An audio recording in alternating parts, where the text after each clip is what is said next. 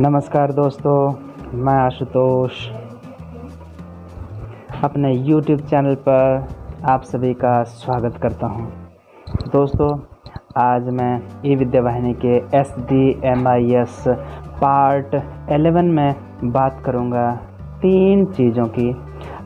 अधिकतर लोग जानते हैं, लेकिन जिनके लिए ये नई चीज़ है मैं उनके लिए बात करूंगा।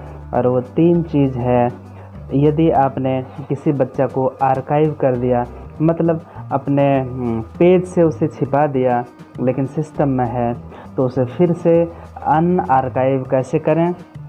दूसरा, आधार का प्रॉब्लम जब लिखे कि this Aadhaar number is already exist, ठीक है ये। और तीसरा, जब बताए कि दिस स्टूडेंट इज़ डुप्लीकेट, तो इन 3 परिस्थितियों में हम क्या करें। तो चलिए शुरुआत करते हैं। सबसे पहले तो देखते हैं कि किसी को हमने आर्काइव किया, तब तो उसे अनआर्काइव करेंगे। तो चलिए चलते हैं, शुरुआत करते हैं। आप देखें स्क्रीन पर, जब आपने लॉगिन कर लिया, लॉगिन कैसे करते हैं ये आप मेरे पहले वीडियो से जा कर के देख सकते हैं। इसके बाद लेफ़्ट साइड में ऊपर कॉर्नर तरफ 3 लाइन्स हैं, उसको आप क्लिक करें और उसे स्क्रॉल डाउन करते हुए आ जाएं। आप को आप क्लिक करें। उसके बाद ये जो पहला ऑप्शन है स्टूडेंट प्रोग्रेशन, इसको आप क्लिक करें।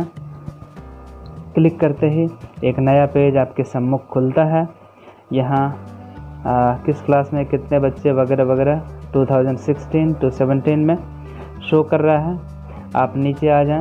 नीचे में 2 ऑप्शंस दिख रहे होंगे ब्लू कलर में। आप दाहिने जो ऑप्शन है प्रोग्रेशन फ्रॉम 16, 17 to 2017 and 18, ये तो प्रोग्रेशन का काम करना इससे होता है। न्यू एनरोलमेंट पर आप क्लिक करें। चलिए हमने क्लिक कर दिया। इसको क्लिक करने के बाद आप जो है ऊपर खिसकाते हैं, 2 ऑप्शंस दिख रहा होगा। एक ऐड, यह टैब है। दूसरा व्यू पर आप क्लिक करें, क्योंकि हमें जोड़ना नहीं है। चलिए व्यू पर हमने क्लिक किया। थोड़ा सा वेट करें, ये खुल गया। अब यहाँ पे हम कोई क्लास सेलेक्ट कर लेते हैं। चलिए 1 क्लास सेलेक्ट किया और उसको सेक्शन A दिया, सर्च किया, सर्च को क्लिक किया। इसके बाद नीचे खुल गए बच्चों के नाम। अब मैं क्या करता हूँ कि ये जो पहला बच्चा है ये हमारा 1 में नहीं है, बल्कि ये 2 में होना चाहिए, ऐसा हमें लगा, ठीक है। तो हमने क्या किया कि इसको क्लिक किया, ये टिक हो गया, सेलेक्ट हो गया। अब आप नीचे आइए स्क्रॉल डाउन करते हुए और यहाँ पे एक ऑप्शन है आर्काइव का, इसको आप क्लिक कर दीजिए। ये पूछ रहा है are you sure to archive, select records. तो यस श्योर, रिकॉर्ड्स वो सक्सेसफुली आर्काइव्ड, इसको हम ओके कर देते हैं, ठीक है।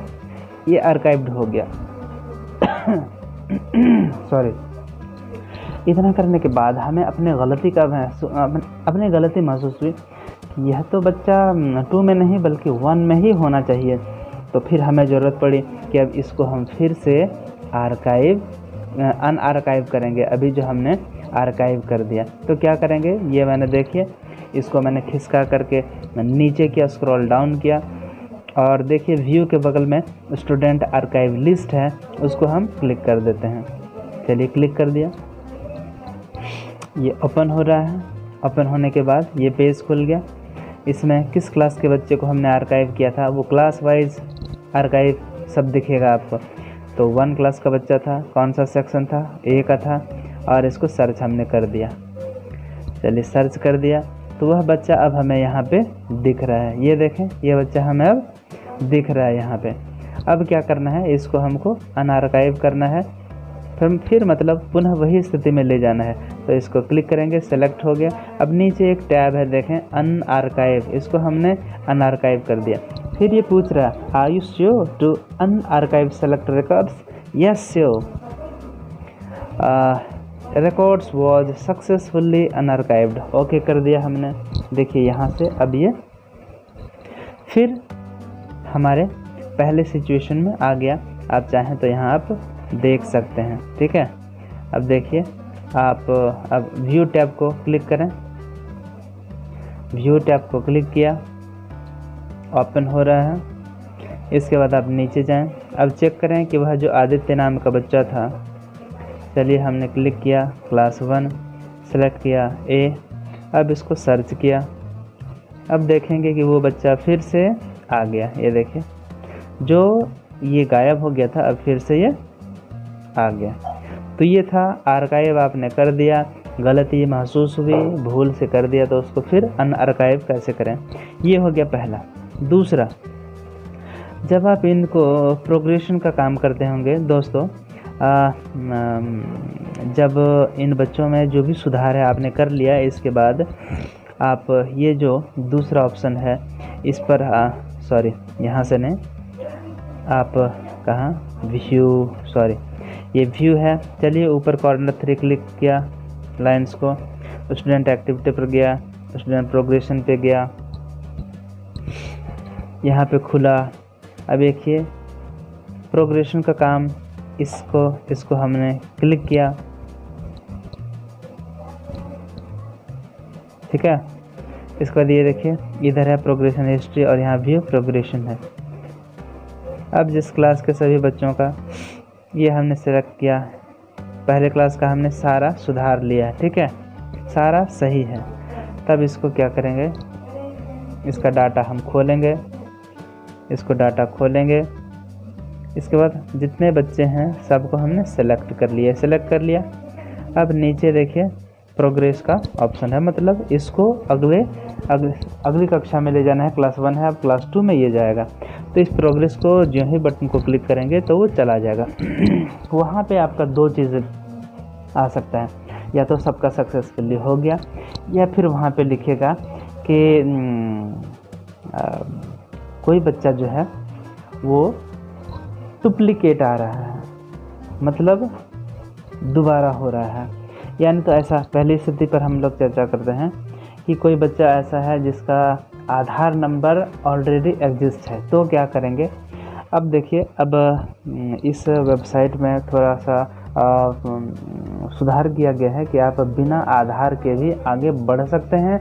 इसलिए वैसे बच्चों का जिनका लिख रहा है कि आधार एग्जिस्ट करता है, तो वैसे बच्चों का आधार आप फ़िलहाल हटा दें सबको, और आप उसे प्रोग्रेस कर दें या फिर अपडेट कर दें, तो ये इसका सॉल्यूशन हुआ।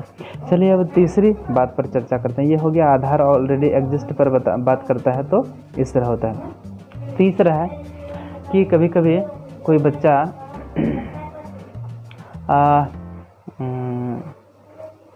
आपने आर्काइव कर दिया, ठीक है, आर्काइव कर दिया। मान लीजिए वह 1 क्लास का था, उसको आपने छुपा दिया, आपको लगा कि यह तो 8 क्लास में होना चाहिए था। आप चले गए 8 में, वहाँ जा कर के जब आप 8 में इसको ऐड करना चाह रहे हैं तो लिख रहा है दिस स्टूडेंट इज़ डुप्लीकेट, मतलब यह एक बार चढ़ चुका है, तो फिर से दोबारा वही बच्चा कैसे आप डायरेक्ट आ सकता है 8 क्लास में।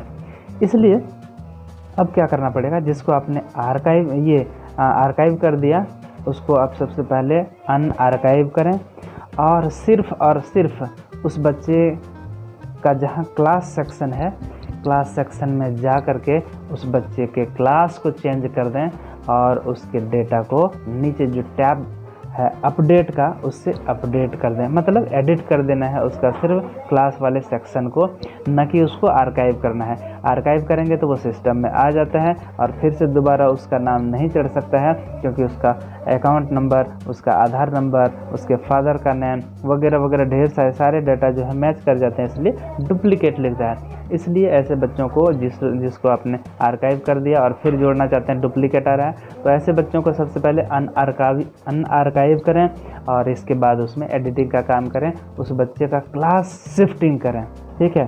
तो ये था ये तीसरी चीज़ जो प्रॉब्लम आती है उसका सुधार का उपाय।